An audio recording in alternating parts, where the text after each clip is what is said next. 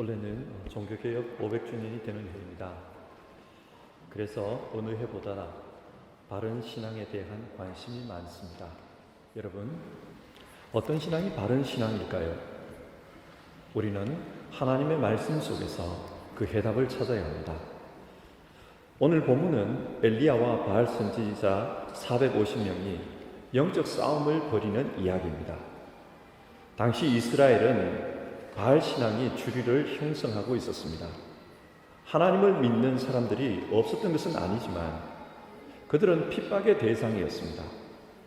열왕기상 18장 4절에 따르면 왕비였던 이세벨이 하나님을 섬기는 선지자들을 죽였습니다. 왕실이 나서서 하나님을 믿는 사람들을 박해하니 하나님을 믿는 사람들이 위축될 수밖에 없습니다. 그래서 많은 사람들이 국가가 후원하고 또 주도하는 그 바알 신앙을 따르게 됩니다. 이런 상황에서 하나님은 엘리야에게 하나님이 살아계심을 나타내라고 말씀하십니다. 어떻게 해요? 하늘로부터 불이 내려와서 재물을 태우므로 하나님의 살아계심을 증거하겠다는 것입니다. 그래서 바알 선지자들에게 가서 영적 싸움을 제안하라고 합니다. 이것이 오늘 본문의 내용입니다.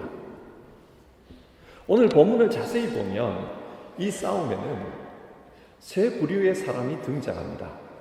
그들은 바알 선지자, 엘리야, 그리고 이스라엘 백성들입니다. 성경은 이들의 모습을 통해 우리에게 바른 신앙에 대해 말씀하고 있습니다. 그러면 먼저 바알 선지자의 모습부터 한번 살펴봅시다. 26절부터 29절을 보시면 바알 선지자들이 바알에게 기도하는 장면이 나옵니다. 어떻게 기도하는가? 26절에서는 아침부터 정오까지 기도했다고 합니다. 그들은 열심히 바알의 이름을 불렀습니다. 바알이여 응답하소서, 바알이여 응답하소서. 그들은 주문을 외우듯이 오랫동안 그렇게 중얼거렸습니다. 그런데 응답이 없었습니다. 그러자 이번에는 바알 선지자들이 제단 주위에서 뛰놀았다고 합니다. 여기서 뛰어놀았다라는 말은 히브리어 파세흐인데 이 말은 쩔뚝거린다는 뜻입니다. 아마도 바알에게 제사를 드릴 때 취하던 어떤 특정한 자세가 아닌가 그렇게 추측이 됩니다. 그들은 말로 하다가 안 되니까 이제는 온 몸으로 바알을 부르짖고 있습니다. 그런데도 응답이 없었습니다. 그러자 엘리야가 조롱하기 시작합니다. 27절을 보시면 큰 소리로 부르시오. 혹시 바알이 볼일을 보고 있기 때문에 응답을 못하는 걸 수 있습니다. 그렇지 않으면 잠시 외출했을 수도 있습니다. 아니면 잠들었을 수도 있고요. 그러니까 큰 소리로 불러보십시오. 그러면 깨어서 응답할 것입니다. 이렇게 조롱을 했습니다. 그런데 웃기는 것은 바알 선지자들이 진짜 엘리야의 말대로 큰 소리로 부르는 것이었습니다. 28절에 이에 그들이 큰 소리로 부르고, 이 말은 진짜 바알이 엘리야의 말처럼 잠자고 있다고 생각한 것 같습니다. 그렇게 열심히 불러도 응답이 없자 이번에는 칼과 창으로 자기들의 몸을 자해하기 시작합니다. 피가 나기 시작합니다.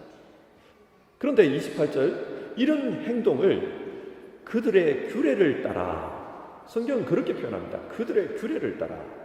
이게 무슨 말인가? 신학자들에 따르면 바알 종교 의식 중에는 주술적인 춤이 있었다고 합니다. 머리를 산발한 채 원을 그리면서 광란의 춤을 추고 이어서 칼로 자해를 해서 피를 흘렸다는 것입니다. 사람들은 자신들이 흘리는 그 피가 효능이 있어서 신들이 그에 감동됐다, 그렇게 믿었다고 합니다. 그래서 자해를 했습니다. 그렇게 했는데도 반응이 없습니다. 그러자 29절 정오가 지났을 때 미친 듯이 떠들었다. 다른 번역을 보시면 발광을 했다, 그렇게 번역하고 있습니다.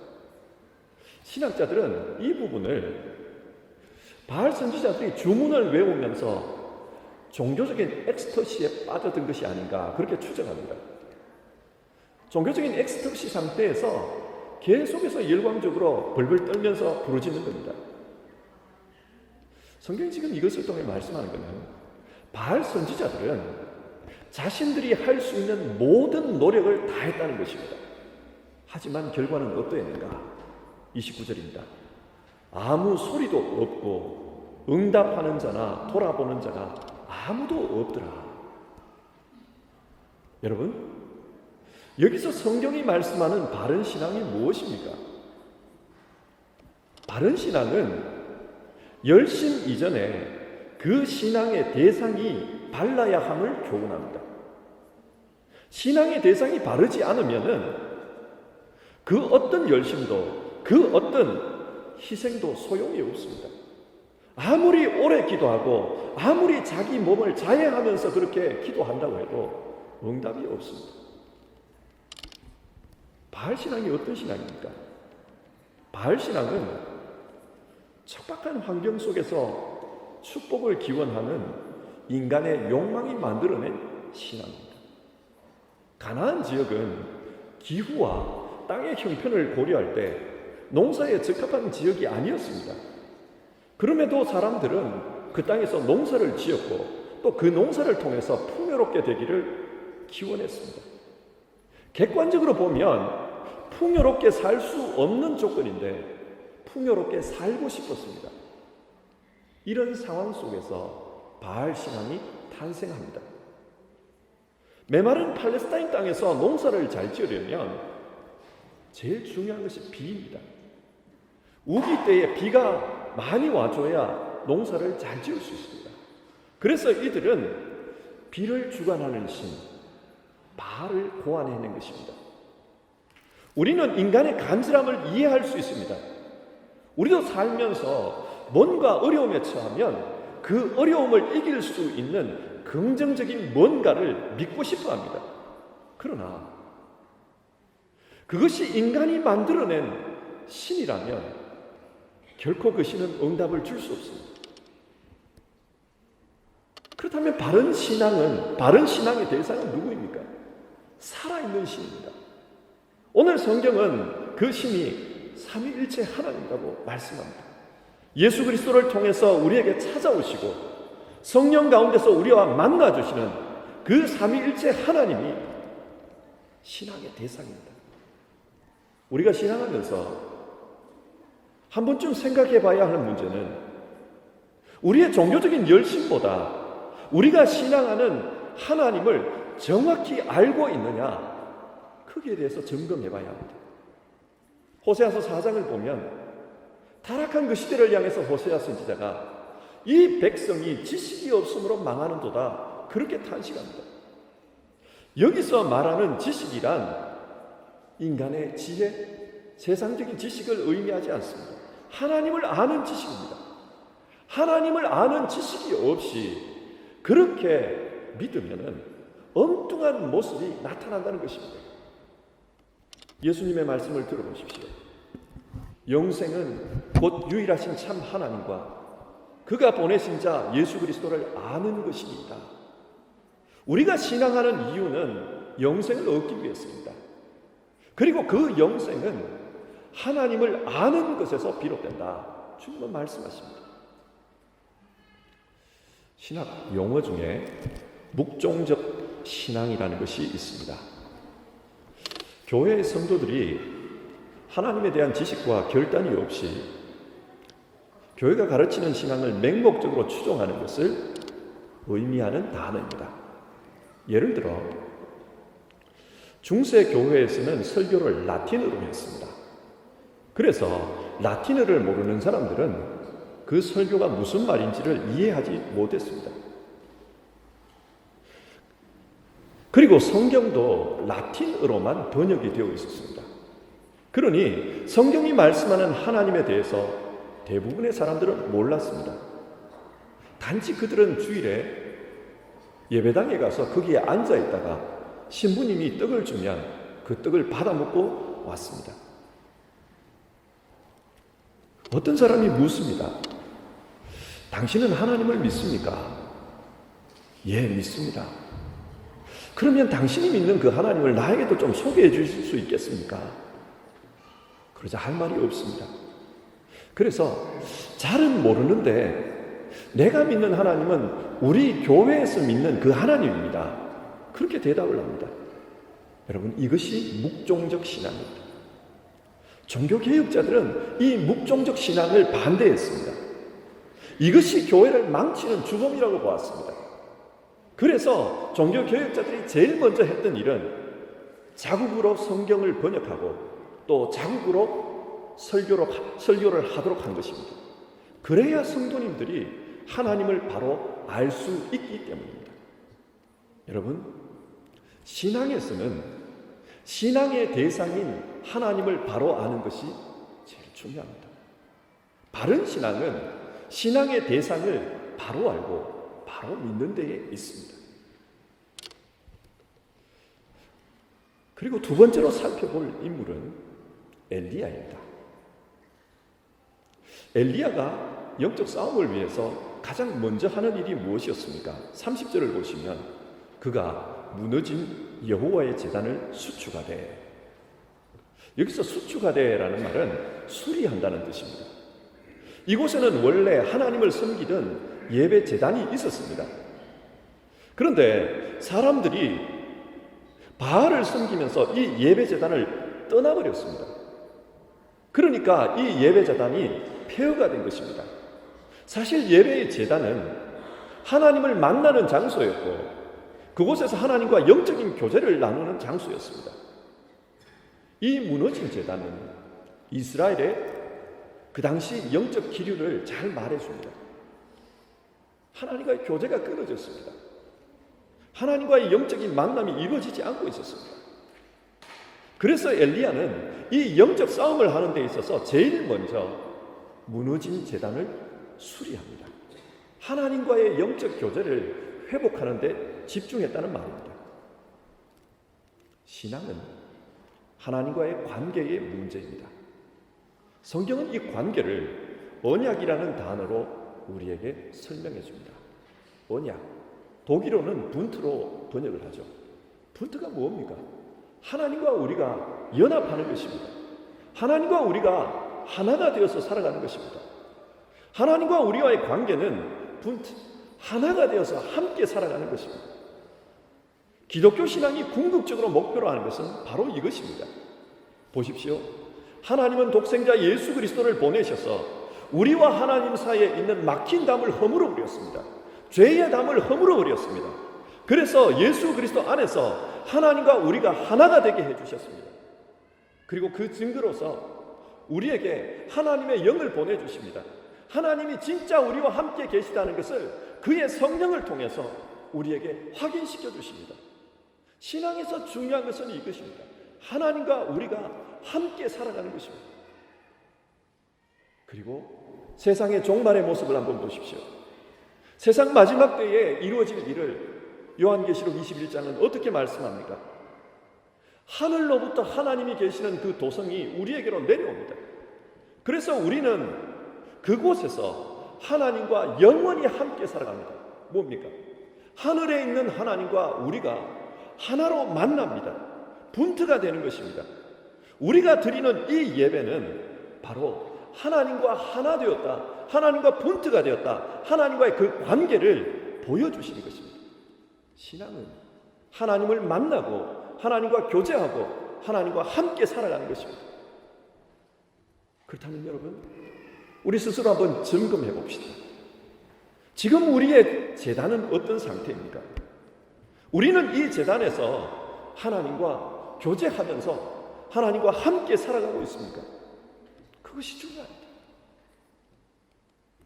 그런데 32절에서 35절을 보면 엘리야는 이해할 수 없는 행동을 합니다. 준비된 제물과 그 나무 위에 12통의 물을 쏟아 부었습니다. 그래서 주변에 파놓은 도랑에 물이 가득하게 되었다. 성경 그렇게 말씀합니다. 보십시오. 지금 이 싸움은 하늘에서 불이 내려와서 제물을 다 태워야 이기는 싸움입니다. 그런데 나무와 그 제물 위에 물을 부으면은 불이 잘 붙을 수가 있겠습니까? 없습니다. 그런데 왜 물을 부었을까요? 그것은 하나님의 살아계심을 분명하게 보여주기 위해서였습니다. 사람들은 지금 하나님의 존재를 의심하고 있습니다. 그런데 그들이 의심할 수 없도록 물을 끼얹은 것입니다. 물을 끼얹었는데도 불이 붙는다면 이것은 사람이 한 일이 아닙니다. 하나님이 한 것입니다. 엘리야는 지금 이 일을 통해서 하나님께서 드러나시기를 원합니다. 이 사항은 36절과 37절에 나오는 엘리야의 기도에서 분명하게 보여집니다. 이 부분을 조금 쉬운 말로 번역을 해보면요, 아브라함과 이삭과 이스라엘의 하나님 여호와여, 오늘 주님이 이스라엘 가운데 하나님이신 것을 알게 하옵소서. 여호와여, 내게 응답하소서. 그리하면 이 백성이 주께서 그 하나님이신 것을 알게 될 것입니다. 엘리야의 기도는 단 한 가지에 초점이 맞춰져 있습니다. 하나님이 참신이심이 드러나게 하옵소서. 그들로 하나님이 참 하나님이심을 알게 하옵소서. 엘리야의 지금 사역의 목표는 하나님이 드러나는 것, 하나님을 증거하는 데 있습니다. 그때 하나님께서 불로 응답해 주셨습니다. 그리고 그 불이 재물과 도랑의 물까지 다 핥아버렸다고 성경은 말씀합니다. 여러분, 지금 성경은 엘리야의 이야기를 통해 우리에게 무엇을 교훈합니까? 바른 신앙은 바른 목표를 지향해야 한다는 것입니다. 바른 신앙의 목표가 무엇입니까? 먼저는 하나님과 분투가 되는 것입니다. 그리고 두 번째로는 그런 분투가 된 나 자신을 통해서 하나님의 역사가 증거되는 것입니다. 하나님이 살아계신다는 것이 나타나는 것입니다. 우리는 하나님의 형상입니다. 하나님의 형상은 하나님이 보이지 않는 곳에서 하나님을 드러내는 존재가 하나님의 형상입니다. 엘리야는 하나님의 존재를 부정하는 사람들에게 하나님이 살아계시다는 것을 보여주었습니다. 마찬가지입니다. 우리 역시 우리의 삶과 우리의 신앙을 통해서 하나님이 살아계신다는 것을 보여줘야 합니다. 이것이 우리 신앙의 목표입니다. 그런데 인간인 우리가 어떻게 그 하나님을 보여줄 수가 있습니까? 하나님은 영으로 우리와 함께 하시기 때문에 가능합니다. 그래서 우리는 거룩하지 않지만 거룩할 수 있고, 사랑할 수 없는 이기적인 존재이지만 사랑하며 살 수 있습니다. 하나님이 우리 안에 계시기 때문에 우리는 할 수 있습니다. 이 세상의 사람들은 자아실현을 목표로 살아갑니다. 자신의 꿈을 현실로 바꾸기 위해 열심히 노력합니다. 때로 어떤 분들은 자기의 힘으로 이 꿈이 이루어질 수 없을 때에는 신앙을 통해서 이루려고 합니다. 하나님의 도움을 요청하기도 합니다. 그러나 오늘 성경은 말씀합니다. 바른 신앙이란 바른 목표를 가지는 것이다. 바른 목표는 하나님을 증거하는 것이다. 이것을 성경의 용어로 바꾸면 하나님께 영광을 돌리는 것입니다. 영광이라는 말 그 자체가 하나님이 드러나신다 그 뜻입니다. 하나님께 영광을 돌리는 것이 우리 신앙의 목표가 되어야 된다. 성경은 말씀합니다. 자아실현 그 자체가 나쁜 것은 아닙니다. 그러나 우리 믿는 사람들마저 이 세상에서 자아실현을 위해서 살아간다고 한번 가정해 봅시다. 그러면 이 땅에서 하나님의 뜻은 누구를 통해 어떻게 이루어질까요? 종교개혁 당시의 그 상황을 보십시오. 종교개혁이 일어난 이유는 그만큼 교회가 문제가 많았기 때문입니다. 그런데 왜 교회가 문제가 많았습니까? 사제들이 신앙을 통해 자기의 자아를 실현하려고 했기 때문입니다. 권력의 정점에 오르기를 원했고 종교를 통해 세상을 지배하기를 원했습니다. 하나님의 뜻이 아니라 자기의 뜻을 실현하려고 했기 때문에 교회는 부패할 수밖에 없었습니다. 지금도 마찬가지입니다. 비록 신앙이라 할지라도 그 신앙을 통해 자아를 실현하려고 하면 같은 현상이 반복될 것입니다. 이것은 성직자들의 문제뿐만 아니라 모든 그리스도인의 문제이기도 합니다. 우리는 바른 신앙의 목표를 가져야 합니다. 그래야 바른 신앙생활을 할 수가 있습니다. 세 번째로, 여기에 와 있는 백성들의 모습을 한번 살펴봅시다. 이 사람들은 엘리야와 바알 선지자 사이에 누가 이기나 그것을 보기 위해서 모였습니다. 사실 이 사람들은 누가 이기든지 상관이 없습니다. 이 사람들이 원하는 것은 그저 누구를 통해서든 비만 왔으면 좋겠다, 이겁니다. 3년 동안 가뭄이 들었기 때문에 그 비를 누가 해결해 줄까, 거기에 관심이 있었습니다. 그래서 21절을 보면 엘리야는 이 사람들의 상황을 이렇게 기록합니다. 너희가 어느 때까지 둘 사이에서 머뭇하려느냐? 여호와가 만일 하나님이면 그를 따르고 바알이 만일 하나님이면 그를 따를지니라. 여기서 머뭇이라는 이 단어는 술에 취한 것처럼 비틀거린다는 뜻입니다. 어떤 때는 하나님이 참시는 것 같아서 이쪽으로 비틀거리고, 또 다른 때는 바알이 참시는 것 같아서 이쪽으로 비틀거린다는 겁니다. 갈팡질팡합니다. 당시 가나안의 종교는 다신교였습니다. 그들에게 신은 한 분이 아니라 여럿이었습니다. 그래서 바알을 믿는 사람들은 동시에 아스타롯을 믿을 수도 있었습니다. 한 신만 믿는 게 아니라 동시에 여러 신을 믿을 수도 있었습니다. 그렇기 때문에 굳이 한 신에 대해서 집착하지를 않습니다. 이것이 가나안 문화였습니다. 이런 가나안 문화에 영향을 받은 이스라엘 사람들은 하나님도 믿으면서 다른 신도 믿을 수 있다고 생각합니다. 하나님도 믿으면서 바알도 믿을 수 있다, 그렇게 생각을 했습니다. 그래서 갈팡질팡합니다. 이 사람들을 오늘날의 용어로 바꿔보면 아마 신앙에 있어서 실용주의자일 겁니다. 교회에 다니면서 만약 내 뜻대로 잘 되면은 하나님을 계속 믿을 것이고, 교회에 다니면서 내 일이 자꾸만 복잡해지고 뜻대로 안 되면 하나님을 떠날 수도 있습니다. 이들의 모습을 보십시오. 21절에서 엘리야가 너희는 하나님을 따를 것인지 바알을 따를 것인지 지금 이 자리에서 결단하라, 그렇게 말했을 때 이들은 어떤 말도 하지 않았다. 성경 그렇게 기록합니다. 왜 어떤 말도 하지 않았을까요? 이들에게는 하나님에 대한 확신이 없습니다. 왜 그러냐? 이들에게 중요한 것은 하나님이 있다 없다 이게 아니라 내게 유익을 주느냐 유익을 주지 않느냐, 그겁니다. 그래서 유익의 여부에 따라서 이쪽을 믿기도 하고 저쪽을 믿기도 하는 것입니다. 그런데 하나님께서 이런 사람들에게 하늘의 불을 내려주셨습니다.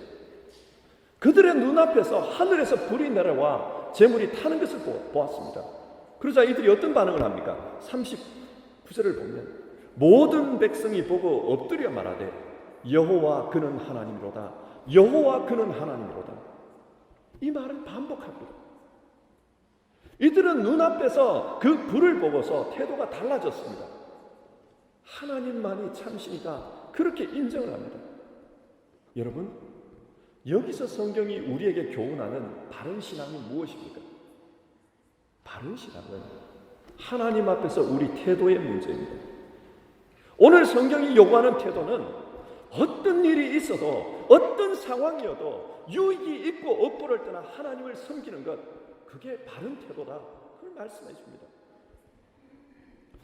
요즘 한국은 대통령 선거를 앞두고 정치인들끼리 경쟁이 치열합니다.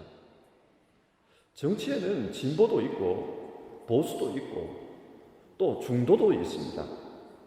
진보와 보수처럼 뚜렷한 자기 색깔을 취하면 분명하게 내 편도 생기지만 동시에 적도 생깁니다. 그래서 실용적으로 진보의 장점, 보수의 장점을 취합하는 중도 혹은 제3의 길을 가는 세력이 등장을 합니다. 정치에서는 이런 중간 세력이 가능합니다. 일상에서도 우리는 중도의 길을 걸어갈 수가 있습니다. 그러나 하나님을 믿는 신앙에서는 중도가 없습니다. 자기의 유익을 따라 양다리를 걸치는 것이 불가능합니다. 성경은 오직 둘 중에 하나를 선택하라, 그것을 말씀합니다. 오직 하나님만을 섬기라. 이런 이야기를 하면 현대인들은 조금 부담스러워합니다. 현대인들은 배타적인 신앙에 대해서 부정적으로 생각합니다. 부정적으로 생각하는 것이 이해가 됩니다. 그러나 여러분, 한번 따져봅시다. 어느 신앙에나 배타적인 성격은 다 있습니다. 신을 인정하지 않는 무신론을 한번 가정해 봅시다. 무신론은 포용적입니까? 그렇지 않습니다. 공산주의 시절을 한번 생각해 보십시오. 무신론을 주장하는 공산주의가 얼마나 종교를 가졌던 사람들을 박해했습니까? 그들 역시 포용적이지 않았습니다. 그리고 심지어 오늘날 포용적인 신앙을 가졌다는 사람들, 그들 역시도 배타적입니다. 그래서 포용적이지 않은 신앙인을 만나면 역시나 비방을 하지 않습니까? 나는 포용적인 신앙인이라 그러지만 포용적이지 않으면 역시나 비방을 합니다.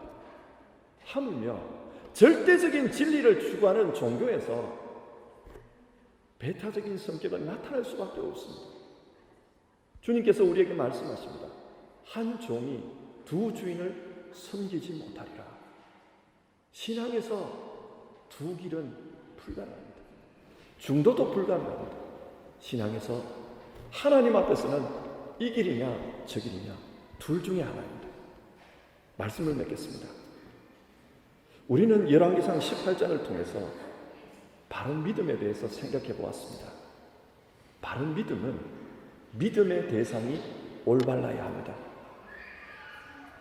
그래서 우리가 믿는 분이 누구인지에 대해서 분명한 이해를 가져야 합니다.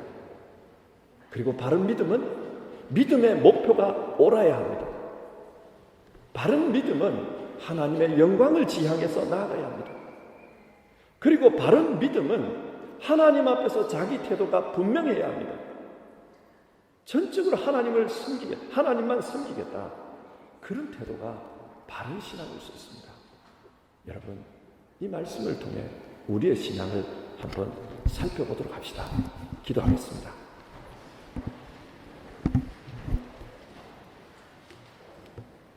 하나님, 오늘 말씀을 통해 바알 우상을 섬기던 엘리야의 시대, 그 상황 속에서 바른 신앙이 무엇인지를 살펴보았습니다. 우리 시대에도 만문 신앙이 팽배하고 성공을 위한 여러 수단들이 종교에서 횡행하는 것을 봅니다. 이런 세상 속에서 하나님을 바로 믿는 그런 신앙으로 살고 싶습니다. 하나님에 대해 더 알아가는 우리 되게 하여 주시옵소서. 하나님을 증거하는 우리 되게 하여 주시옵소서. 하나님만 섬기는 우리 되게 하여 주시옵소서. 올해는 종교개혁 500주년입니다. 그래서 종교개혁 신앙에 대해서 생각합니다.